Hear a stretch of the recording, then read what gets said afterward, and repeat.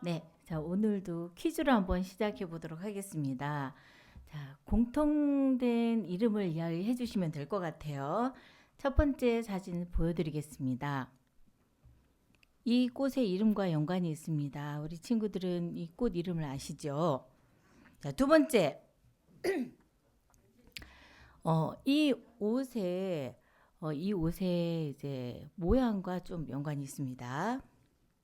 세 번째, 자, 뭘까요? 네, 제비입니다. 첫 번째 사진은 이름이 제비꽃이에요. 왜 제비꽃이냐면 제비가 올 때쯤 피어난다고 해서 제비꽃이라고 이름이 붙여졌고, 우리가 알기로는 뭐 문패꽃, 안진뱅이꽃 이렇게 알고 있습니다. 그리고 그 턱시도가 있었죠. 그런데 우리가 연미복이라고 알고 있잖아요. 그런데 이 연자가 제비 연자라고 해요. 제비 연자에 꼬리 밑자. 제비 꼬리를 이렇게 뒷모습 보면 이렇게 두 개 갈라졌잖아요. 그래서 연미복이라고 제비의 꼬리를 좀 닮았다 해서 연미복이라고 이름이 붙여졌다고 합니다. 그리고 우체국 표시가 마스코트가 제비 모양이잖아요.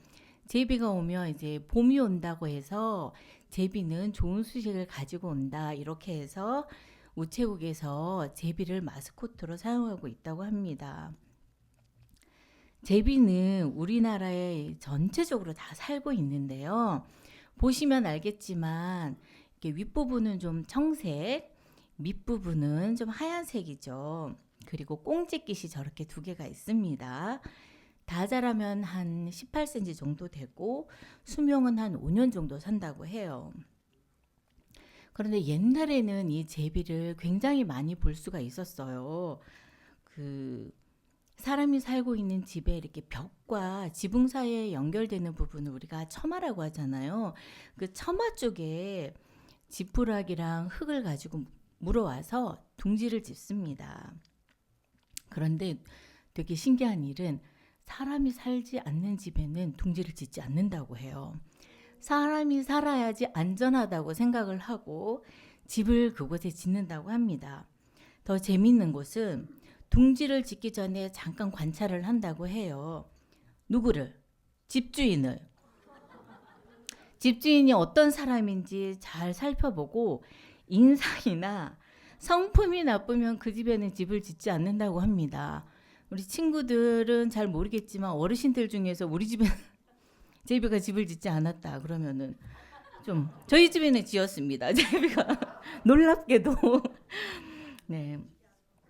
꼬리빗이 비행에 아주 중요한 역할을 해서 날아다니면서도 곤충을 잘 잡아먹을 수 있다고 해요. 똑똑해서 사람의 얼굴도 구별할 줄 알고요. 낯선 사람은 좀 멀리 떨어져 있고 또 친숙한 사람은 그 가까이 와서 편안하게 앉아 있는다고 합니다. 또 새끼를 키우기 위해서 어마어마한 해충을 잡아먹는데요. 전기가 필요 없는 포충기입니다.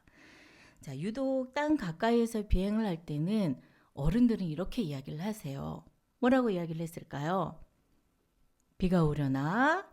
제비가 낮게 날고 있는 걸 보니까. 왜냐하면 비가 오기 전에도 습도가 좀 있잖아요.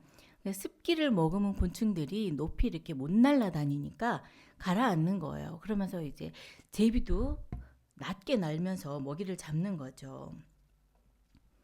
제비는 그리고 위치도 정확하게 잘 찾아오는데 낯선 곳에 풀어두어도 정확하게 자기 둥지로 찾아온다고 합니다.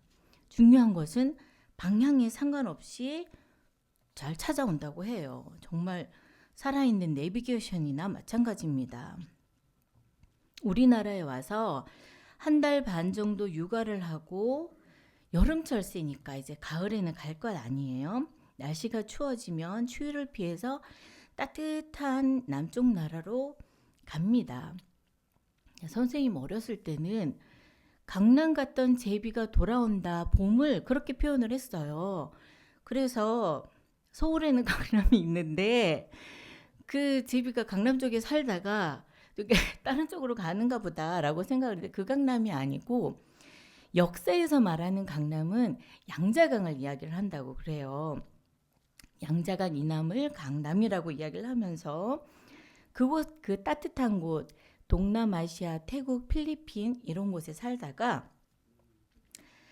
되돌아온다고 합니다. 거리가 그 태국, 필리핀 그쪽까지는 우리나라에서 약 죄송합니다. 4,000km나 되는데 서울에서 부산까지가 약 400km라고 한다면 거의 10번 가까이를 더 먼 거리라고 해요.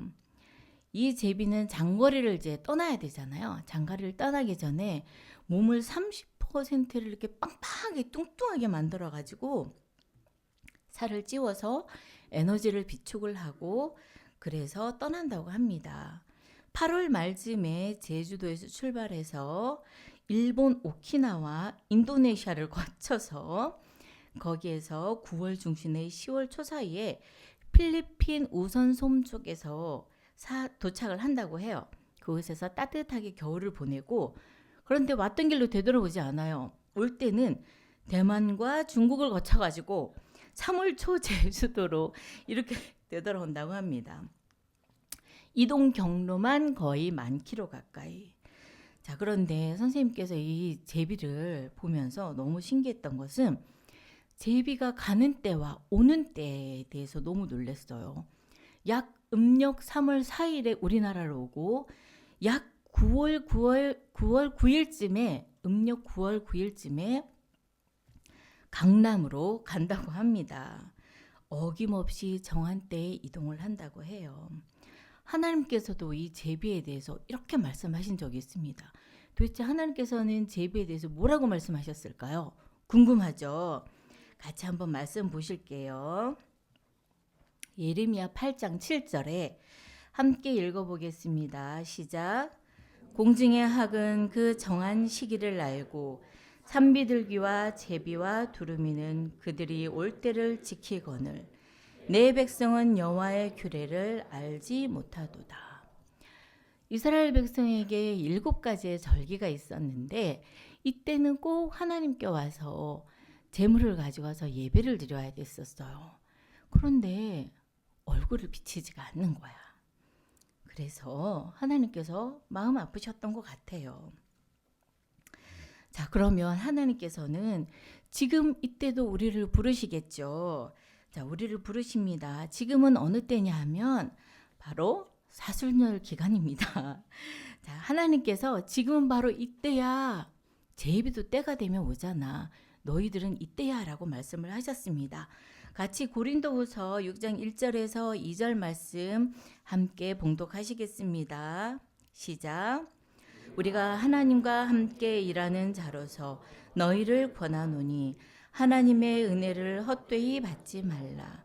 이르시되 내가 은혜 베풀 때에 너에게 듣고 구원의 날에 너를 도왔다 하셨으니 보라 지금은 때요. 보라 지금은 구원의 날이로다. 아멘. 하나님께서 지금 은혜 받을 때고 구원의 날이어서 하나님께 가까이 오라고 하시는데 놀라운 것은 뭘 가지고 오라고 하시지 않고 받으러 오라고 하시는 거예요. 은혜 받으러 오고 구원을 받으러 오라 이렇게 말씀하십니다.